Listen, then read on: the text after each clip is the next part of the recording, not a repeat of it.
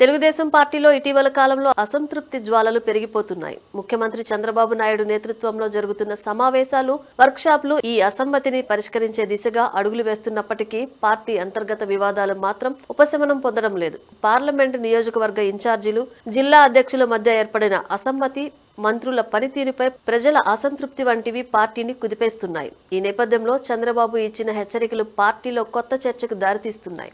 Party ప్రధాన కార్యాలయంలో నిర్వహించిన పార్లమెంట్ నియోజకవర్గ ఇన్ఛార్జీల వర్క్ షాప్ లో చంద్రబాబు ఘాటు వ్యాఖ్యలు చేశారు. పార్టీలో ఉంటూ వైసీపీకి కోవర్టులుగా పనిచేస్తున్న కొందరు నాయకులను వదిలిపెట్టనని వార్నింగ్ ఇచ్చారు. మండల, నియోజకవర్గ, బూత్ స్థాయి నాయకులను బలంగా తయారు చేయాల్సిన బాధ్యత ఉందని నాయకులకు దిశానిర్దేశం చేశారు. ఇటీవల ఎమ్మెల్యేలు, ఎమ్మెల్సీలు, పార్టీ నాయకుల తీరుపై నిర్వహించిన టెలిఫోన్ సర్వేలో ప్రజల్లో అసంతృప్తి ఉన్న నాయకుల జాబితా తయారైంది. పార్టీ ముఖ్య పదవుల్లో 2 ఏళ్లు మాత్రమే పనిచేయాలి, 3 నెలలు సమయం ఇస్తున్నాను, పద్ధతి మార్చుకుని పనిచేయకపోతే ఆ పదవులు పోతాయి అని చంద్రబాబు హెచ్చరించారు. ఇది పార్టీలోని కొందరు నాయకులపై ఒత్తిడి పెంచుతుందని విశ్లేషకులు అభిప్రాయపడుతున్నారు.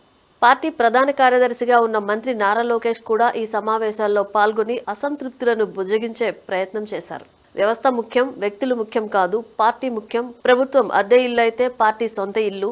సొంత ఇంట్లో అలకలు పార్టీ నష్టానికి దారితీస్తాయి. అలకలు వీడండి అని లోకేష్ సూచించారు.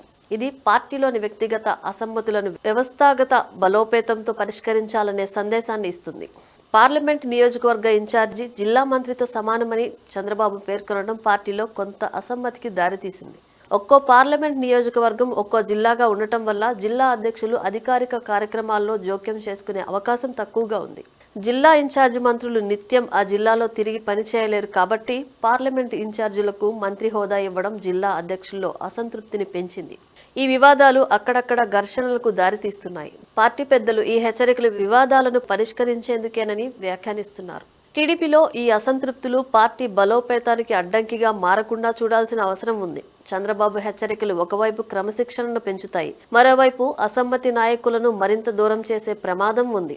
పార్టీ కార్యకర్తలు అలిగే పరిస్థితి రానివ్వనని చంద్రబాబు హామీ ఇచ్చినప్పటికీ రాబోయే ఎన్నికలలో ఈ అంతర్గత ఘర్షణలు ప్రభావం చూపే అవకాశం ఉంది. పార్టీ నాయకత్వం బుజ్జగింపులతో పాటు సమర్థవంతమైన సమన్వయాన్ని నెలకొల్పితేనే టీడీపీ మరింత బలపడుతుంది. ఇప్పటికైతే ఈ సమావేశాలు పార్టీలో కొత్త శక్తిని నింపే ప్రయత్నంగా కనిపిస్తున్నాయి.